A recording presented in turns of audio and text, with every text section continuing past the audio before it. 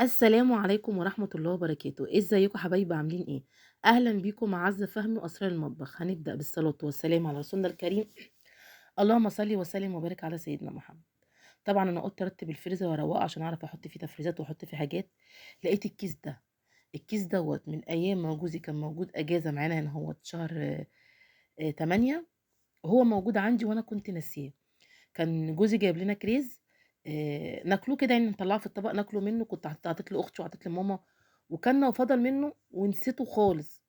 فلما لقيته دلوقتي قلت حرام اللي انا ارميه، لازم استفاد منه واعمل منه حاجه للسحور تنفعنا. فهنعمل بيه دلوقتي حاجه للسحور جامده جدا، هتنفعنا وهتعجبكم قوي.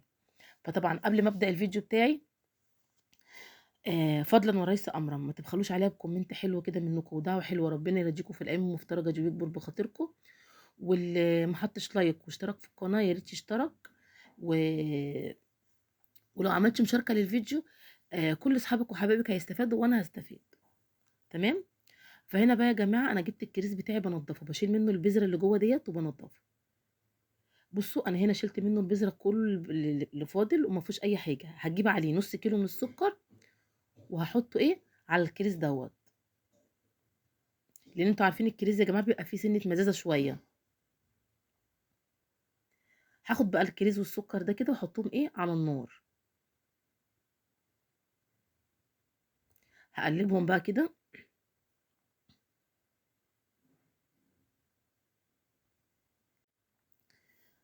هقلبهم واسيبهم على النار. اول ما احس اللي هو غلى عمل فقاقيع كده هعصر ليمونه عليهم. عايزه اقول لكم ما خدش اي وقت على النار وعمل نتيجه هايله جدا، والطعم كان فظيع وريحته. ولادي رايحين جايين ايه يا ماما الريحه الحلوه دي، إيه الجمال ده، يعني استفدت وعملت حاجه هتنفعنا لسحور رمضان جميله جدا. هسيبها كده كده غلي غلوتين كده مع السكر والليمون. وبعد كده هوريه لكم لما اجي اطفي عليه. بصوا هو كده خلاص انا طفيت عليه. لازم يكون في سوائل كده، ما تسيبوش ما تخليهاش تنشف خالص، لان انا لسه هضربها بالهاند بلندر. سبتها بردت شويه وهضربها بالهاند بلندر عشان تعمل قوام كريمي. ما تسيبهاش لما تنشف تيجي تضربيها هتلاقيها كده تخينه، عامله زي حاجه كده تخينه ما تعرفيش كده تاكليها او تعمليها بالمعلقه. لازم تسيبي فيها سنه سوائل. هضربها هنا بالهاند بلندر. ولادي طبعا واقفين جنبي فرحانين، يا ماما احنا عايزين نضرب زيك. فهخليهم برضو يفرحوا ويضربوا بالهاند بلندر. عايزه اقول لكم يا جماعه، بصوا ابني هيضرب. بصوا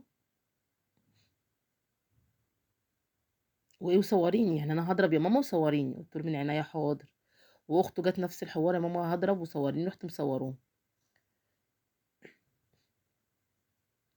فخليتهم ضربوا. وبعد كده انا خدت ضربت بعديهم عشان انا عايزه القوام بتاعي يبقى كريمي. بعد ما ضربتها بقى هعبيها في برطمانات وكلي احلى مربى على السحور. عامله زي مربى الفراوله يا جماعه، يعني ما تختلفش عن اي طريقه اي مربى. المربى عباره عن سكر وليمون، وبتسيبيها على النار لما تعقد وتاخد القوام المطلوب. سواء بقى انت مقطعاها قبل ما تحطيها على النار. في حاجات بضربها بالهاند بلندر في الاخر، وفي حاجات قبل ما احطها على النار بعملها بالكبه او بقطعها. فانا هنا بصوا يا جماعه ضربتها وهحطها في برطمانات. طبعا انا بعدها عملت مربى فراوله بس ما صورتهاش لاني كنت منزله لكم قبل كده مربى فراوله. وبيني وبينكم عايزه اقول لكم انا بقيت بزهق من التصوير وبمل. عارفين انا لو شايفه نتيجه والموضوع معايا الدنيا تمام وشغاله، مش حتى لو انا بتعب مش هتعب، مش هحس باي تعب لاني شايفه نتيجه. لكن طول ما انا مش شايفه نتيجه حاسه باحباط وحاسه ان انا تعبانه.